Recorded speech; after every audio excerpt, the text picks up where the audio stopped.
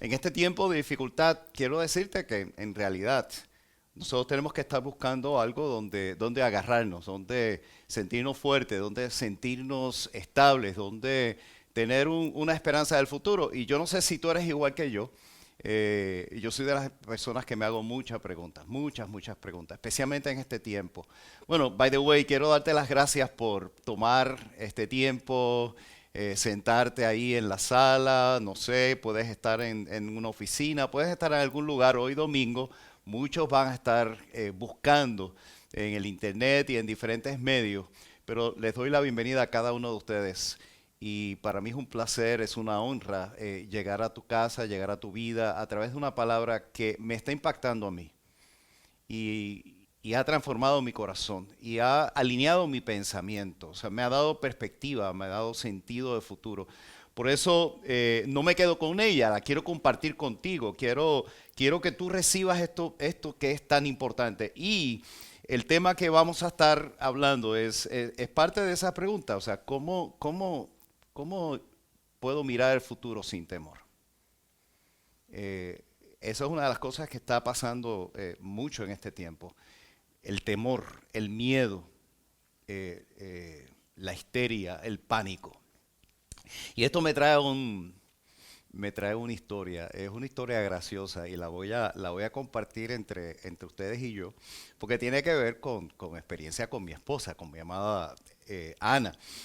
Cuando yo cumplí 60 años, me cuesta decirlo, 60 años, ella me tenía una sorpresa y la sorpresa fue que ella se paró, bueno, una semana completa en un crucero.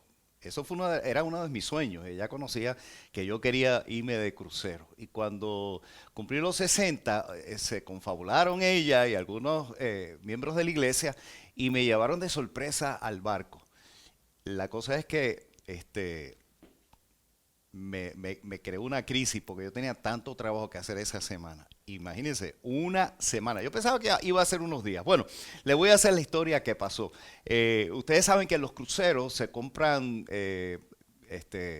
aventuras, que si se va a una playa, que si se renta un bote y te llevan a un sitio a nadar, pues ella compró una de esas aventuras. Y ella como sabía que a mí me gustaba cuando era un poco más joven, me gustaba irme a nadar, irme a bucear, y lo hacía con el snorkel, no sé cómo podemos decir en español, pero con la máscara, la careta, nosotros decimos las aletas o chapaletas, bueno, el idioma que usted entienda.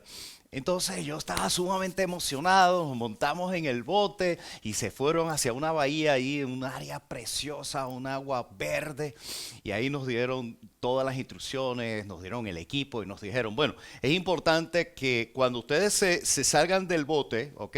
Ustedes se tiran al agua, tienen que separarse del bote. Por cuestión de seguridad, porque uno se salía por la parte de atrás del bote.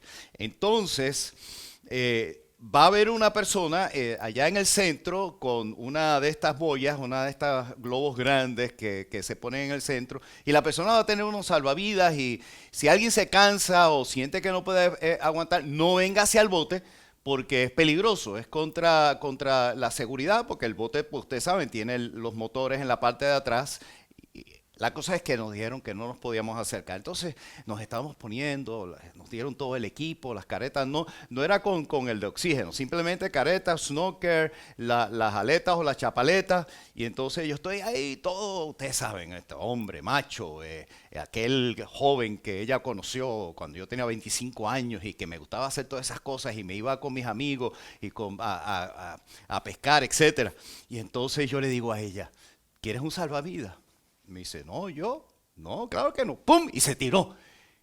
Y yo, espérate. Y yo ahí, tú sabes, haciéndome el guapo. Y me tiré también. Y empezamos a nadar. Y de momento, cuando yo sentí que no podía tocar el piso, que era bien hondo, entré en pánico. Y me dio un susto. Entonces, ¿qué fue lo que yo hice inmediatamente? Pues yo empecé a nadar hacia el bote. Y yo empezando a nadar. Y entonces el señor que estaba allí en la boya esa en el centro me dice, no, señor, no, no. Y yo nadando y me acordé que yo no podía nadar hacia el bote. Y entonces ya me entró más pánico todavía. Y me empecé a mover y tuve que terminar con un salvavidas. lo que les puedo decir es que yo no sabía si realmente era miedo lo que estaba en esos momentos agarrándome o vergüenza y la humillación con mi esposa, porque yo, ustedes saben, yo me creía que todavía yo tenía la agilidad de 25 años, yo me creía que yo a mi esposa, o sea, le iba a dar tremendo show porque yo era el que sabía y resultó ser ella la campeona y yo el debilucho. Pero les tengo que confesar, fue un momento de pánico. Fue un momento terrible. Yo hacía tiempo que yo no había experimentado ese miedo, ese terror, esa situación tan terrible, ¿no? Es que de verdad no le puedo decir de otra manera. Y eso es lo que yo creo que nosotros estamos viviendo en estos tiempos. O sea, hay tanto temor allá afuera. Yo no sé si te identificas, si tú has vivido esa experiencia, si en estos momentos sientes terror, sientes temor. No sé realmente la realidad, pero es interesante que una de las cosas que está pasando es que eh, se pasa. O sea, yo creo que el temor y el terror, el pánico, se pasa más rápido que el virus. Y lo hemos estado viendo, las tiendas se vaciaron, la gente anda en crisis, se llaman unos a los otros, todo lo que se está compartiendo en el internet. Yo creo, mi consejo es que definitivamente no debemos estar viendo tanta televisión porque nos estamos llenando completamente de terror. Y eso es algo que deseo compartirles hoy. Nuestra realidad humana frente a un presente muy incierto. Y con ello cómo mirar el futuro sin temor. ¿Cómo podemos nosotros mirar ese futuro? Mirarlo. Y en lugar de mirar temor, en lugar de ver que va a haber una crisis financiera, que probablemente la haya, ¿cómo nosotros poder mirar ese futuro sin temor? El próximo domingo vamos a estar hablando de cómo mirar el futuro con fe. Porque lo quiero llevar en dos partes. Hoy les quiero hablar sobre cómo mirar el futuro sin temor y el próximo domingo vamos a hablar sobre cómo mirar el futuro con fe. Y mi propuesta en este mensaje es la siguiente. Mis debilidades, ¿ok? Puedes decir mis debilidades. Mis debilidades no necesariamente neutralizan nuestra capacidad de vencer el presente. Y esto es algo grande, porque esto es algo que yo tengo bien claro. O sea, yo tengo que reconocer mis debilidades. O sea, yo sé que se me cayó el orgullo frente a mi esposa y me sentí humillado y todo eso, pero era una realidad. Sentí temor, sentí pánico. Y eso es un área que uno tiene que reconocer. Ahora, en sí es cómo yo puedo tener la capacidad de vencer la situación presente y mirar ese futuro, ver ese futuro sin ese pánico, sin ese temor y lograr el mañana que Dios tiene para ti y para mí. Porque yo estoy seguro de algo y es algo que vamos a estar concluyendo. Dios tiene un mañana seguro para ti. Dios tiene un plan tremendo. Pero son planes buenísimos. Así que les voy a contar la historia de un gran hombre de Dios que se llama el profeta Elías. Y en Santiago 17:18, o sea, este verso es clave. Mire, Santiago 5:17 y 18. Mire cómo dice en la Nueva Biblia Viviente, es la NB de bueno, V. Dice, Elías era un hombre con debilidades. Mire la descripción. Elías era un hombre con debilidades como nosotros, pero oró con fervor para que no lloviera y no llovió sobre la tierra durante 3 años y medio. Después volvió a orar y el cielo dio su lluvia y la tierra dio sus cosechas. Yo diría que esta es la descripción contemporánea del profeta Elías, porque vamos a ver después al profeta Elías en el Antiguo Testamento. Pero han pasado varios siglos desde la descripción del profeta Elías en el apóstol Santiago al profeta Elías que él había leído en el Antiguo Testamento. Y lo que está diciendo el apóstol Santiago es que Elías era un hombre como tú y yo.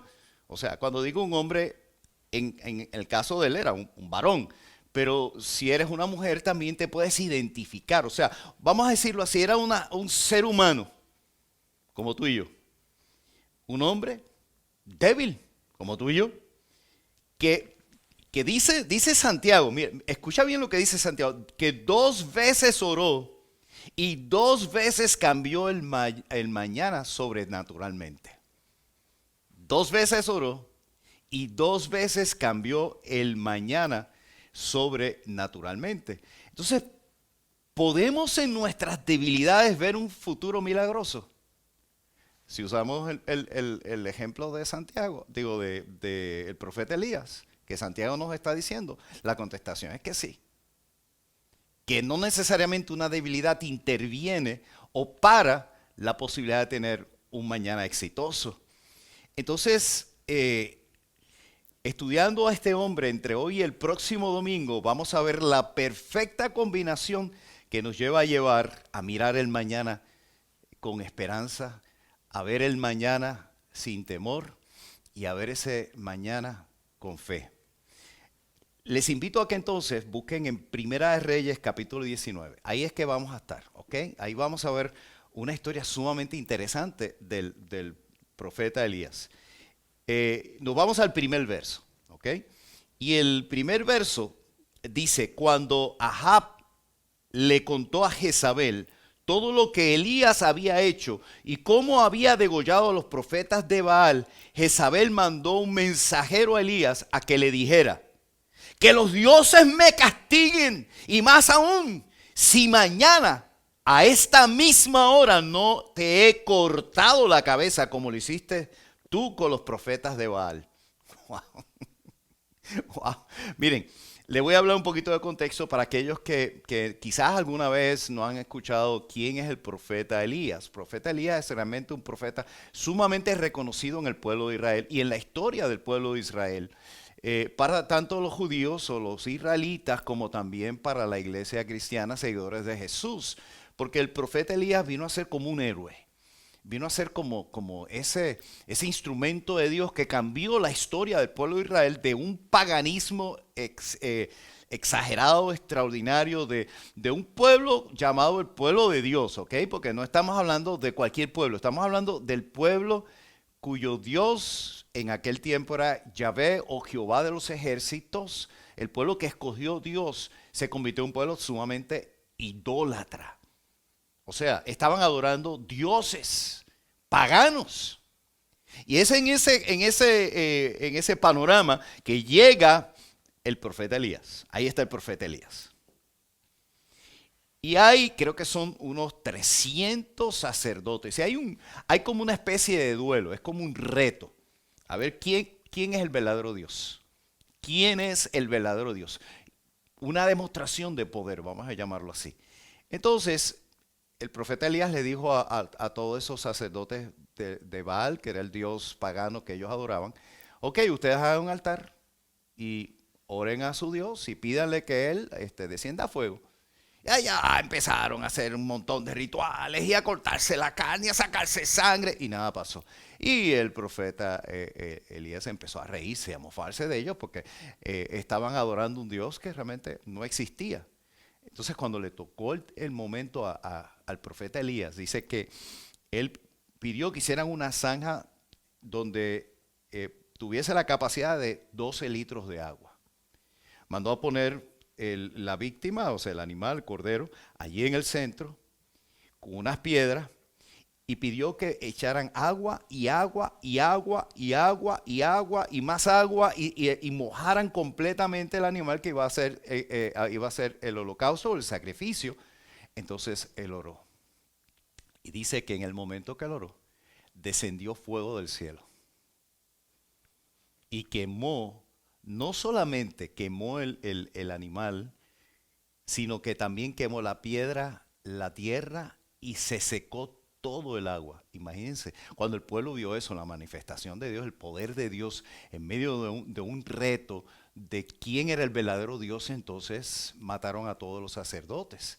Y el pueblo de Dios vio quién realmente era el Dios verdadero. Y en ese contexto es cuando esta señora llamada Jezabel, la mujer del rey de Israel, le está mandando el mensaje a Elías y le está diciendo que los dioses me castiguen. Y más aún si mañana a esta misma hora no te he cortado la cabeza como lo hiciste tú con los profetas de Baal. Wow. Quizás, yo no sé, pero quizás algunos de ustedes se sienten amenazados por el llamado coronavirus.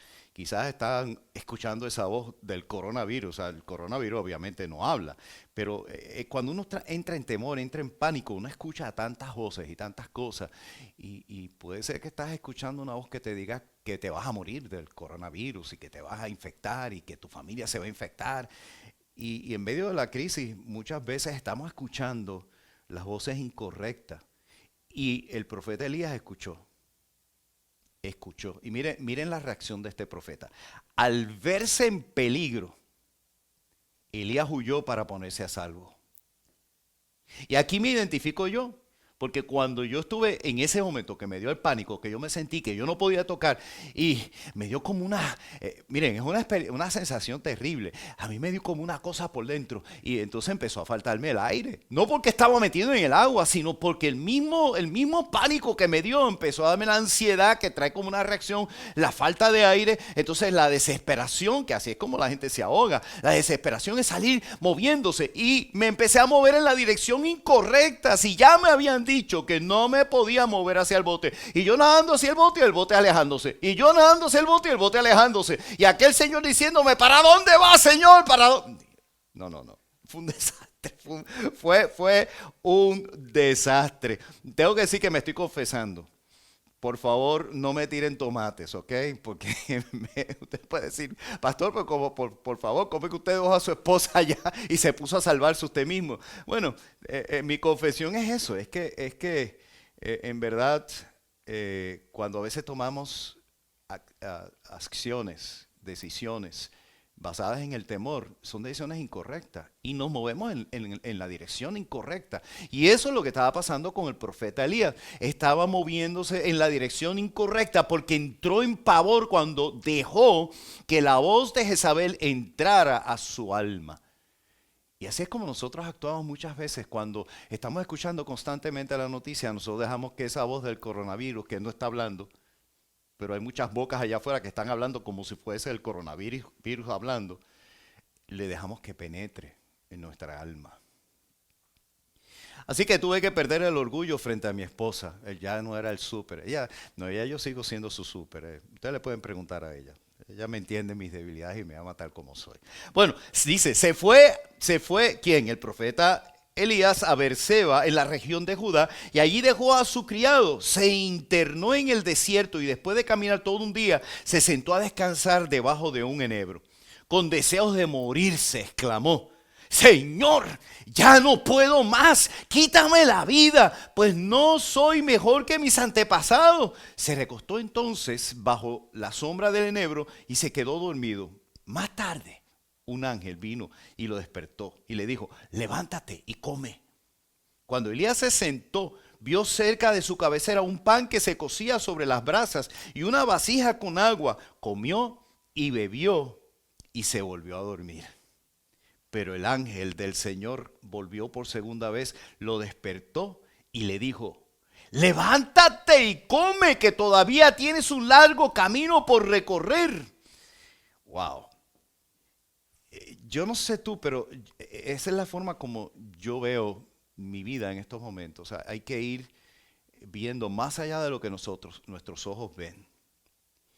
Y hay dos cosas muy importantes que tengo que destacar para impartirte seguridad del mañana. Y lo mires sin temor, para que tú puedas ver ese mañana sin temor. Primero, no mires el mañana por lo que tus 5 sentidos te dicen, sino por lo que tu sexto sentido, la fe, te muestra. ¿Qué tú crees? Voy a repetirlo.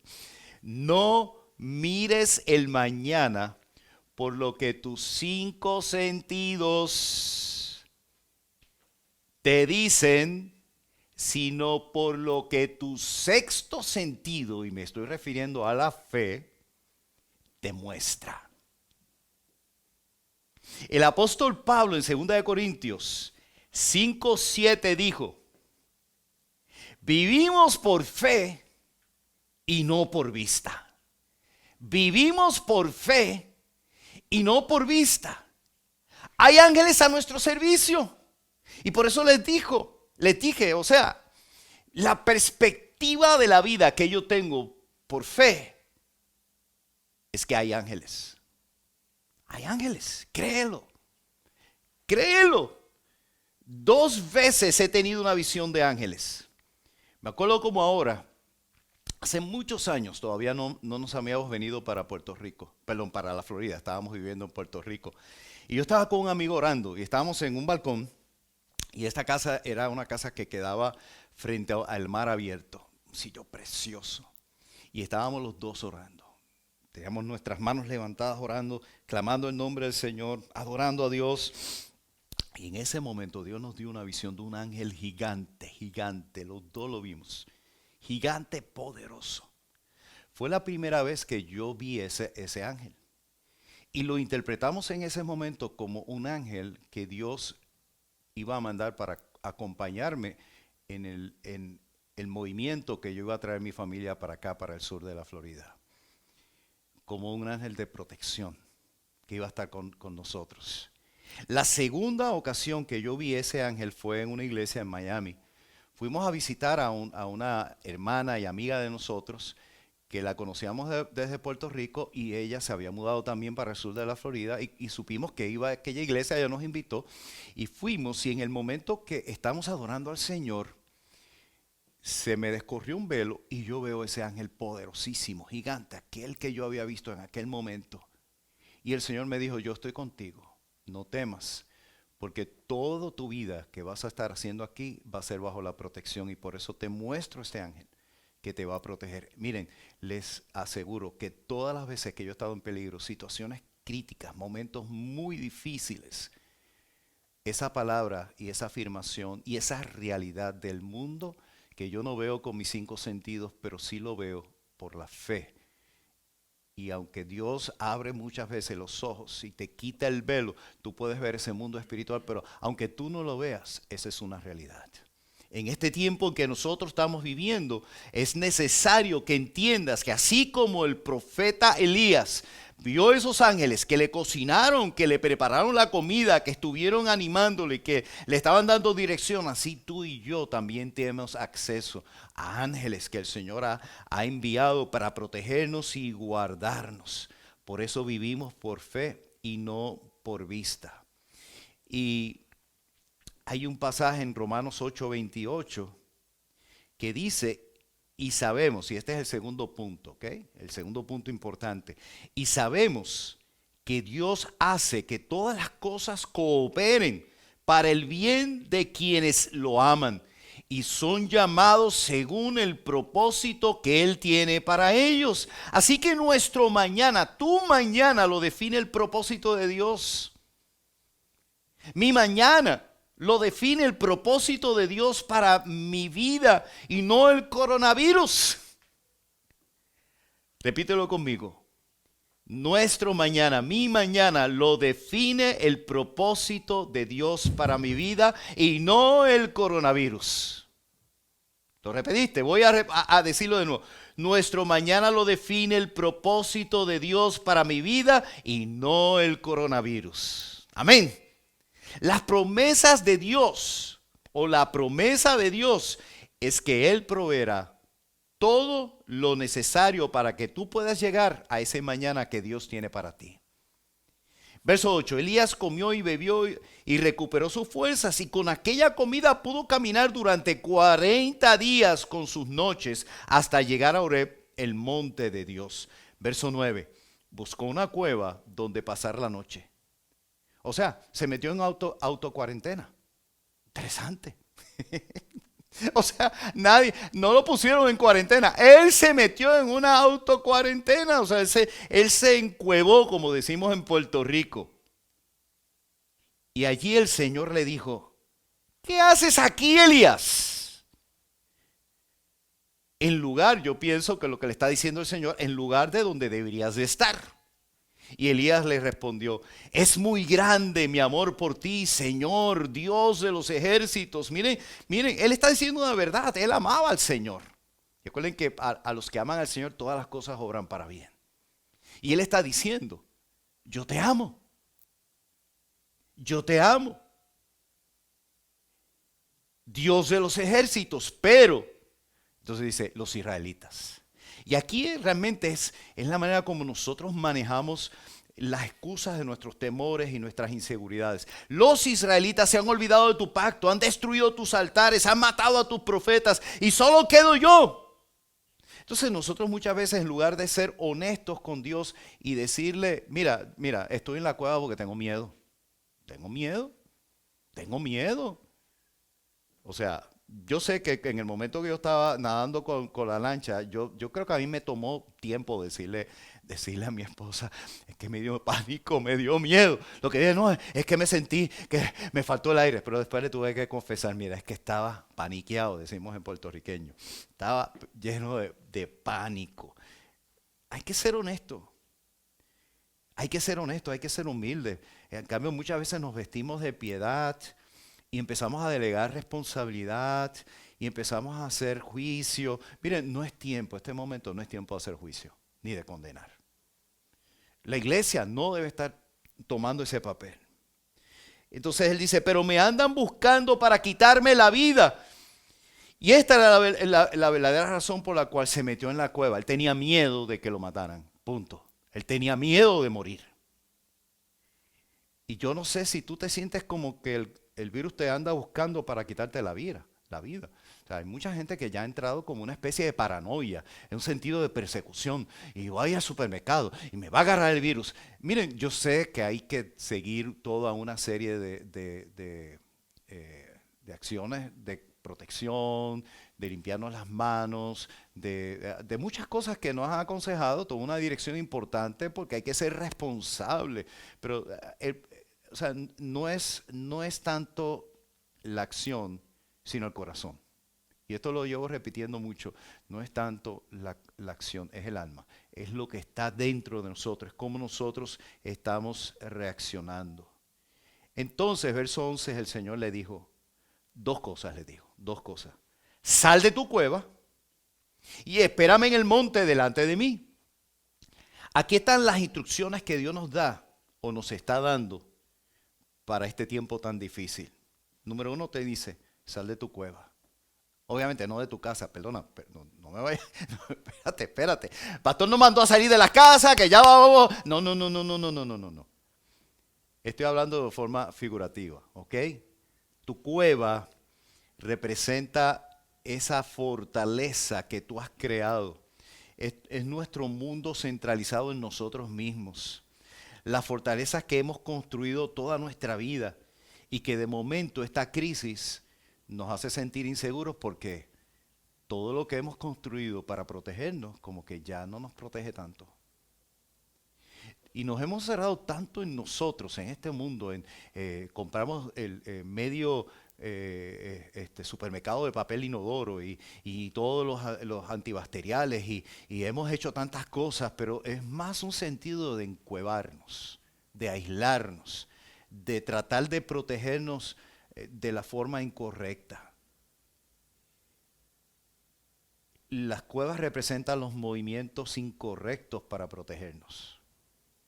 Punto.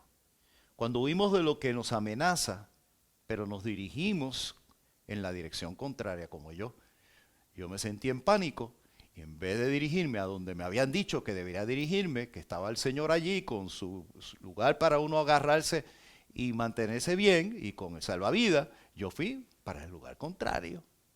Y esa es la forma, en la histeria social, todo el mundo empieza a moverse para el lado contrario, la forma incorrecta.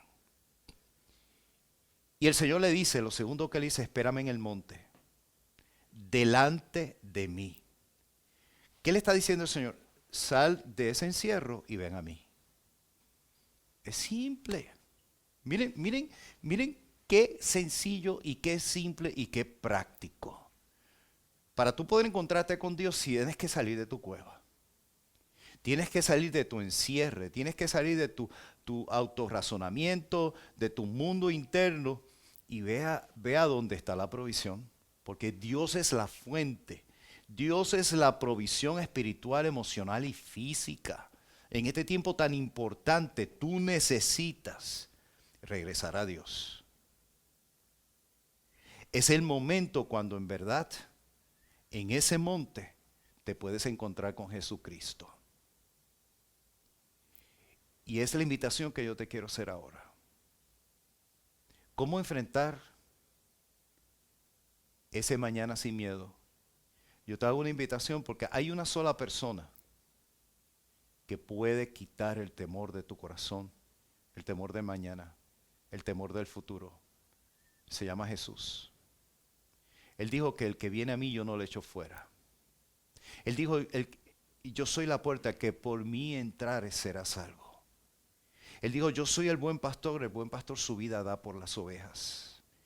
Él dijo, yo soy la luz del mundo, el que me sigue no andará en tinieblas. Él ha dicho tantas cosas que cada una de ellas cubre una necesidad que tú tienes. Pero la necesidad más importante que tú tienes en este tiempo es la necesidad de salvación. Porque cuando el corazón está atado de temor, está atado de inseguridad, cuando no tiene seguridad del mañana y cuando trata de buscar tantos medios para poderse sentir seguro, es porque no ha encontrado la verdadera solución a su vida. Y yo te quiero invitar a que hoy abras tu corazón y le des a tu corazón la oportunidad de conocer a Jesús. Date esa oportunidad. Simplemente poner y descansar completamente en lo que Jesucristo hizo en la cruz del Calvario. Él sí dio su vida por ti. Él sí menospreció su vida porque apreció tu vida. Él sí estuvo dispuesto a recibir el castigo, la pena de muerte para que tú recibas vida y la recibas en abundancia. Es ahí donde tú entonces sales del mundo, de ese mundo egocéntrico y egoísta, que solamente te centralizas en ti y comienzas entonces a mirar en el foco de Jesucristo. Yo te voy a pedir que hagas esta oración conmigo. Dile, Señor Jesús, hoy vengo a ti reconociendo mi debilidad. Tengo temor en este tiempo, mucho temor. Pero así como tú amaste al profeta, como el pastor nos ha explicado, con todas sus debilidades, y él pudo orar y ver tu poder manifestado en 2 ocasiones de una forma milagrosa y sobrenatural. Ahora entiendo que tú me recibes en mi debilidad. Y por eso yo te pido que me recibas, pero yo quiero que tú me des el perdón de mis pecados y la vida eterna. Por eso hoy confieso que eres el Hijo de Dios, que murió en la cruz del Calvario por mis pecados y fue sepultado al tercer día. Y resucitaste, estás sentado a la diestra del Padre. Creo en ti, Jesús, y me entrego completamente a ti. Decido seguirte. Gracias por escribir mi nombre en el libro de la vida. De ahora en adelante confío en ti y te tengo como el fundamento de mi vida. Dile gracias por el perdón y gracias por la vida eterna. Y amado amigo, amado hermano que me estás escuchando, quiero decirte algo bien importante. Tus debilidades no opacan ni eliminan la posibilidad de que Dios te use poderosamente. Déjate usar. Este tiempo es un tiempo bien importante que te dejes usar. Y quiero invitarlos a que ustedes entren a nuestra página cnchurch.info. Bien importante, porque allí tú puedes entrar y ver todas nuestras prédicas, pero si tú le pones /online, no solamente vas a encontrar este mensaje, sino también vas a ver que más abajo puedes tener peticiones de oración. Si quieres que nos comuniquemos contigo, que oremos por ti, si quieres que te ayudemos en tu crecimiento, a pasar, a conocerte, ayudarte en alguna manera, darte la mano en este momento tan difícil, déjanos tu información y nos vamos a comunicar contigo. Recuerda, cnchurch.info/online y ahí tú vas a encontrar la información. Bueno, con esto terminamos. Nos vamos a ver el próximo domingo. Que sigan gozando de la paz que sobrepasa todo entendimiento, la paz de nuestro Señor Jesucristo. Que la tengan bien, una semana poderosa. Amén.